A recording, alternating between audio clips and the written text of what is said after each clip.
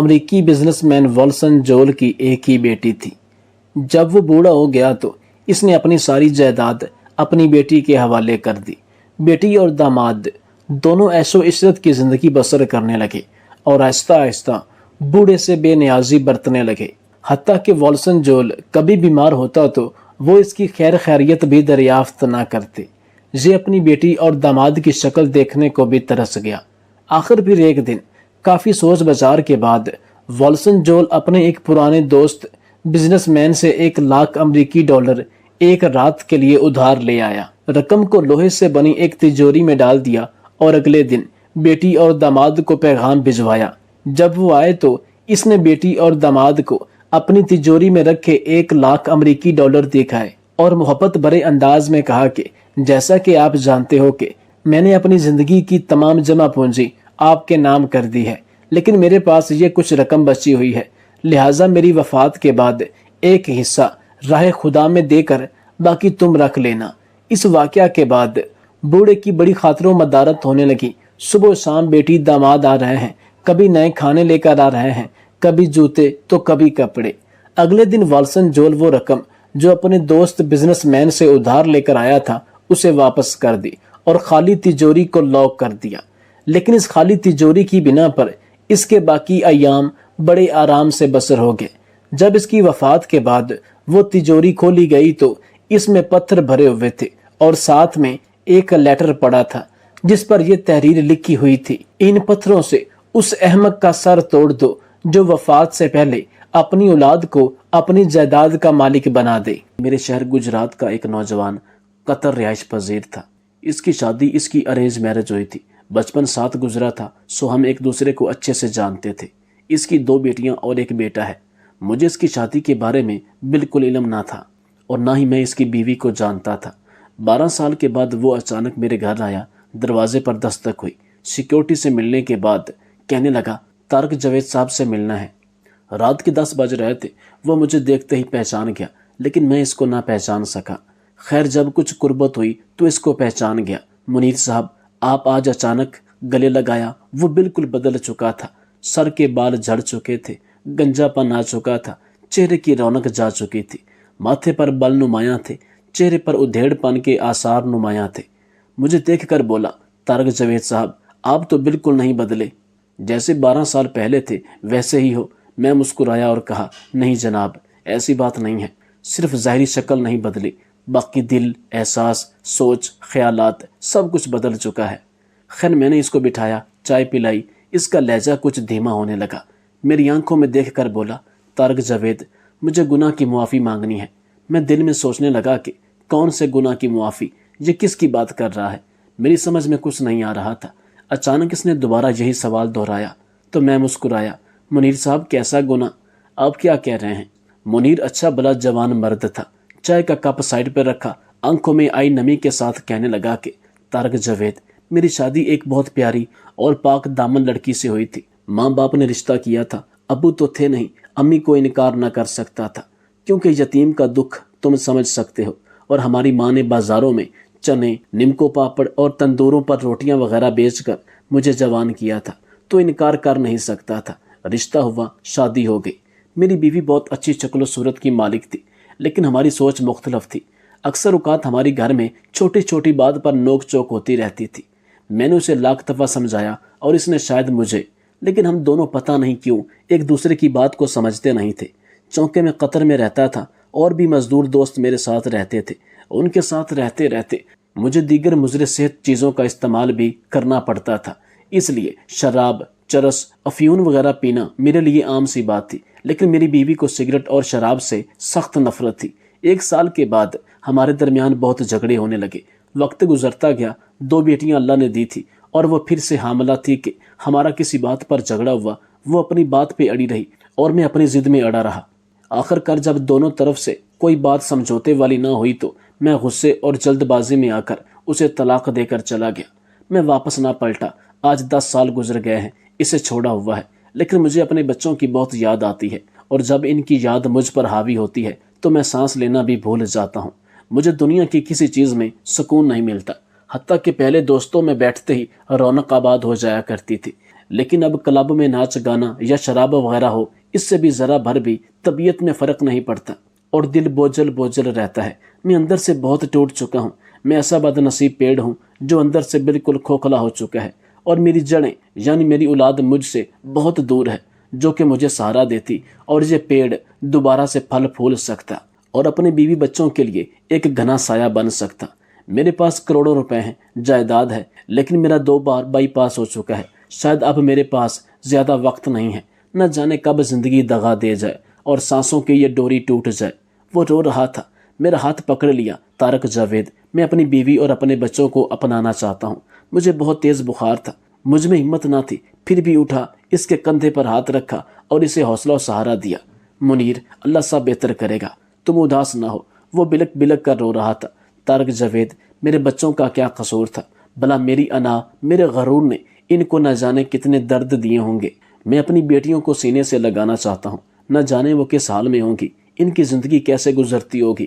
طارق جاوید، مجھے میری بیوی بچوں کے پاس جانا ہے، میں سب کچھ لوٹا دوں گا۔ میں اٹھا، اسے گلے سے لگایا، اس کے آنسو صاف کیے، اسے حوصلہ دیا اور کہا، سب ٹھیک ہو جائے گا، تم پریشان مت ہو۔ لیکن مجھے ایک بات بتاؤ کہ تم نے دوسری شادی کیوں نہیں کی، جبکہ تم ایک مالدار آدمی بن چکے ہو؟ تم چاہتے تو بے شک 2 شادیاں بھی کر سکتے تھے۔ یہ کہنے لگا۔ مجھے اس رشتے سے نفرت سی ہو گئی تھی۔ مجھے کسی عورت کا یوں ساتھ اچھا نہ لگتا تھا، کیونکہ جب بھی گھر جاتے جھگڑے شروع ہو جاتے، کبھی سسرال والوں کے تو کبھی میکے والوں کے، اور اختلافات بڑھ جاتے، اور مجھے ایسا لگتا تھا کہ میری زندگی سے سکون نام کی ہر چیز غائب ہو جائے گی۔ لیکن اب جب سے میں بیمار ہوا، مجھے احساس ہونے لگا ہے کہ ہم سفر کے بنا زندگی کچھ بھی نہیں ہے، اور بچوں کا آنکھوں کے سامنے نہ ہونا وہ غربت سے بھی بڑی غریبی ہے۔ میں نے اس کو تسلی دی، چونکہ میں خود بیمار تھا، اسے گھر جانے کا کہا، اسے یقین دلایا کل اس کی بیوی کے پاس ضرور جائیں گے۔ لیکن یہ بیچارہ بچوں سے بھی بڑھ کر رو رہا تھا۔ اس کو روتے دیکھ کر میری آنکھوں میں بھی آنسو آ گئے۔ اگلے دن فجر کی نماز ادا کر کے میں فارغ ہوا۔ بارش بہت ہو رہی تھی۔ وہ بھیگا ہوا میرے دروازے پہ آ کھڑا ہوا۔ اس کی آنکھیں سرخ تھیں اور بہت سوج چکی تھی۔ یوں لگ رہا تھا وہ رات بھر سویا نہیں۔ میں اسے دیکھ کر بڑا حیران تھا کہ اتنی تیز طوفانی بارش میں یہ آدمی آخر آ کیسے گیا، اور جو حیران کن بات تھی وہ یہ کہ یہ انتہائی خوش اور مسکراتے ہوئے آیا۔ طارق جاوید، اب چلیں، میں نے مسکراتے ہوئے اس کو بیٹھ جانے کا کہا۔ ناشتہ منگوایا۔ دونوں نے ناشتہ کیا۔ مجھے کچھ کام تھا NGO کا، وہ ختم کیا۔ 8 بج رہے تھے۔ میری طرف دیکھ رہا تھا، کبھی مجھے پھر سورج کو دیکھتا تو کبھی گھڑی کی جانب نظر دوڑاتا۔ میں اس کی بے چینی سمجھ رہا تھا۔ وہ اپنی کار لے کر آیا تھا، اس کے ساتھ ہی چل دیا۔ چونکہ منیر میرا بچپن کا دوست ہے، میں نے آج تک اس کو اتنا خوش کبھی نہیں دیکھا۔ اس کے چہرے کو دیکھ کر ایسا لگ رہا تھا کہ تمام کائنات کی خوشیاں اس کی جھولی میں آ چکی ہوں، اور اپنی اسی خوشی کو ظاہر کرتے ہوئے بتانے لگا، میری بڑی بیٹی کا نام شانزے ہے، مجھے یاد ہے اس کی پیاری سی آنکھیں، اسے میں نے گود میں اٹھایا تھا۔ میری چھوٹی بیٹی آرزو، ننھی سی کلی، اس کا رونا ہنسنا میرے کانوں میں ہے۔ اس کی آواز کانپ رہی تھی، آنسو بہہ رہے تھے۔ پھر اچانک اداس لہجے میں کہنے لگا کہ میں جب سے اپنے بیوی بچوں سے دور ہوا ہوں، میں آج تک کسی کی شکل نہیں بھولا۔ ان کے چہرے گاہے بگاہے مختلف صورتوں میں میرے سامنے آتے رہتے ہیں اور مجھے تڑپا جاتے ہیں۔ پھر میرے سامنے بار بار ہاتھ جوڑ رہا تھا، طارق جاوید، مجھے میرے بیوی بچوں سے ملوا دینا، میں اپنی بیوی کو منا لوں گا۔ میں سوچ میں گم تھا کہ غصے میں کیے گئے فیصلے جدا تو کر دیتے ہیں، لیکن وقت کے ساتھ پچھتاوا بھی ضرور رہتا ہے، دل میں ایک ٹھیس ضرور اٹھتی ہے۔ دنیا کا امیر ترین انسان اور ہر نعمت رکھنے کے باوجود بھی انسان کا آنگن سونا رہتا ہے، اسے وہ خوشی میسر نہیں آتی جس کی اسے طلب ہوتی ہے، کیونکہ اللہ پاک نے ان رشتوں میں اتنی کشش، اتنی محبت ایثار رکھا ہے کہ ان کے بغیر زندگی کا خوشی سے گزرنا ہرگز ناممکن ہے۔ پھر زبان پر یہ الفاظ آ جاتے ہیں کہ کاش جدا نہ ہوئے ہوتے، تھوڑا سا جھک جانا کیا ہی خوبصورت عمل ہے۔ باتیں کرتے کرتے وقت کا پتہ ہی نہ چلا اور ہم ایک گاؤں میں پہنچے۔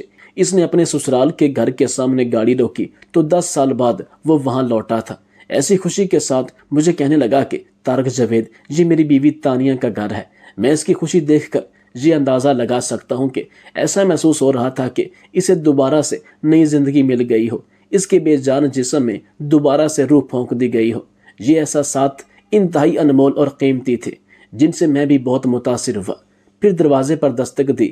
کچھ لمحے بعد ایک چھوٹا لڑکا باہر آیا، ہم کو دیکھ کر خاموش کھڑا رہا۔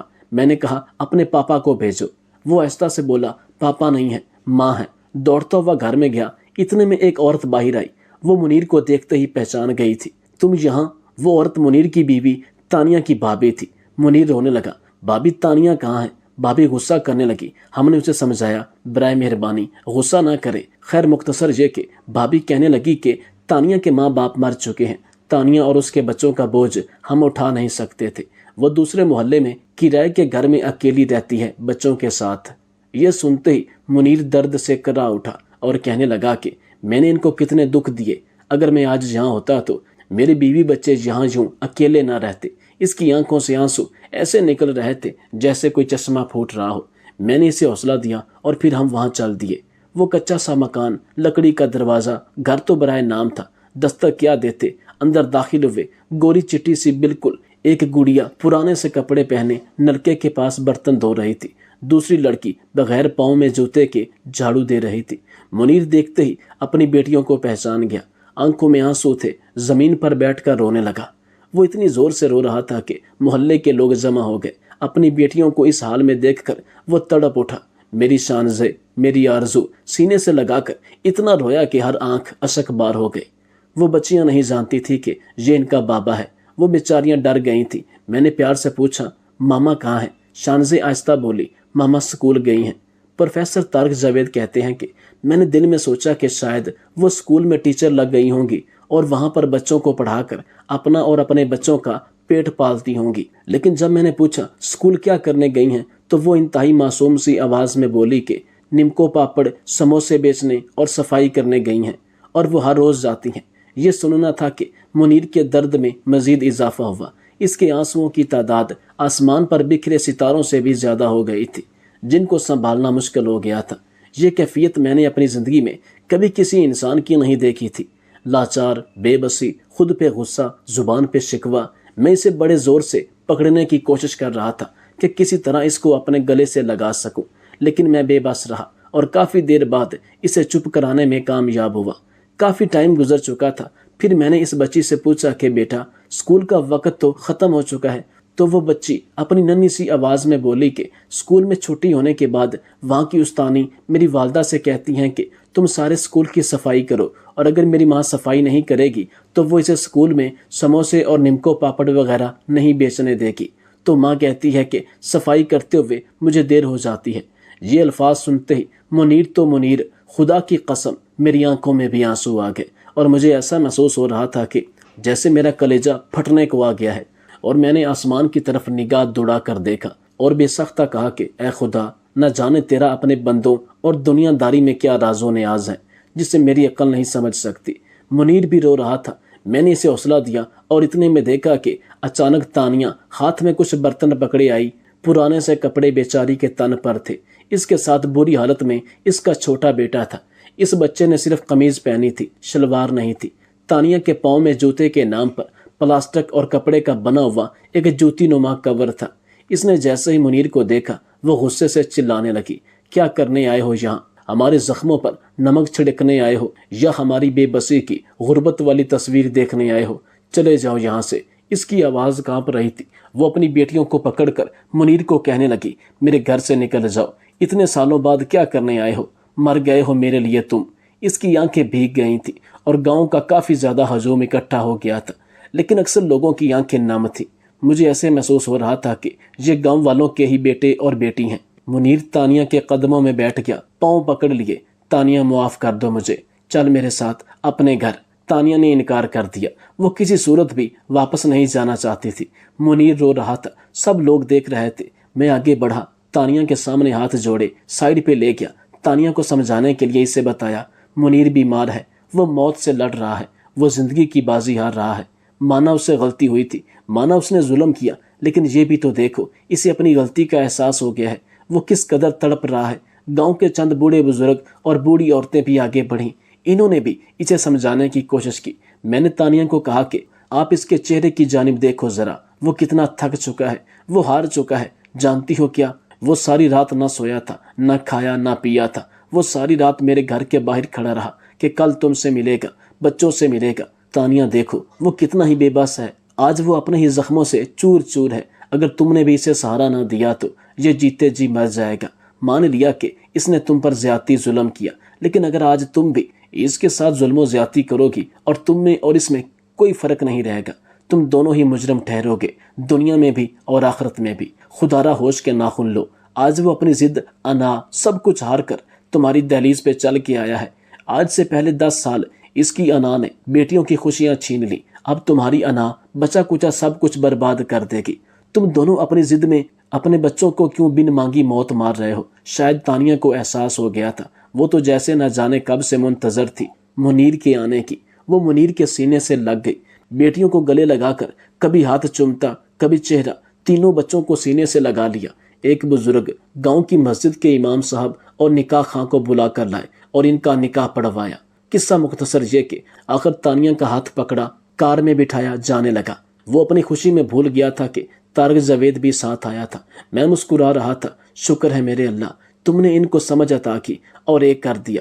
کار تھوڑی دور گئی، پھر رکی، واپس آئی۔ منیر جلدی سے اتر کر آیا۔ طارق جاوید بھائی، میں آپ کو بھول گیا تھا۔ میں نے منیر کے کندھے پر ہاتھ رکھا۔ منیر جاؤ، اپنی بیوی بچوں کے ساتھ زندگی گزارو۔ وہ لاکھوں دعائیں دے رہا تھا، سب بہت خوش تھے۔ بچے بار بار کار کو دیکھ رہے تھے تو کبھی بابا کی طرف دیکھتے۔ بچوں کے چہرے پر مسکراہٹ دیکھ کر مجھے میرے جسم کے ذرے ذرے میں ایک ایسا سکون محسوس ہوا جو مجھے آج تک کسی بھی خوشی سے محسوس نہیں ہوا۔ اشفاق احمد صاحب کہتے ہیں کہ خدا را پروفیسر طارق جاوید کی کہی ہر بات کو دل میں بسا لو کہ نہ زندگی سدا ہے، نہ انا باقی رہے گی۔ اور میرے تمام ان دوستوں سے گزارش ہے کہ جو حقیقت میں دوست کہلاتے ہیں، وہ ایک دوسرے کے مشکل وقت میں اس کا سہارا بنے۔ حقیقی دوست وہی ہے جس کو اپنے دوست کے حالات کا پتہ ہو۔ یہ نہ ہو کہ آپ دن میں 4 روٹیاں کھاتے ہیں اور مرغا آپ کے دسترخوان کی زینت بنا ہوا ہے، لیکن تمہارا دوست دال کھانے سے بھی قاصر ہے، تو خدا را یہ دوستی نہیں، ٹائم پاس ہے۔ اگر اس دن پروفیسر طارق جاوید کوئی بہانہ بنا لیتا یا حقیقت میں ہی اسے کوئی کام ہوتا تو وہ منیر کے ساتھ اس کی بیوی بچوں کے پاس نہ آتا، اسے حوصلہ نہ دیتا، تو یہ گھر دوبارہ سے کبھی بھی آباد نہ ہوتا۔ اشفاق احمد کہتے ہیں کہ 2 لوگوں کے درمیان صلح کروانے والا عمل ہزاروں نمازوں اور نفلی عبادات سے افضل ہے۔ اپنی مصروفیات میں سے اپنے دوستوں کے لیے، اپنے رشتہ داروں کے لیے، اجڑے ہوئے گھروں کے لیے، بکھرے ہوئے لوگوں کو سنبھالنے کے لیے، ٹوٹے دلوں کو جوڑنے کے لیے، ناراض رشتہ داروں میں صلح کروانے کے لیے ٹائم نکالیے۔ اللہ تعالیٰ آپ کی زندگی میں سے، آپ کی بیوی بچوں کی زندگی میں سے برا وقت، پریشانیاں، مصیبتیں، آنے والے دنیاوی اور اخروی عذاب سے آپ کو نجات دے گا۔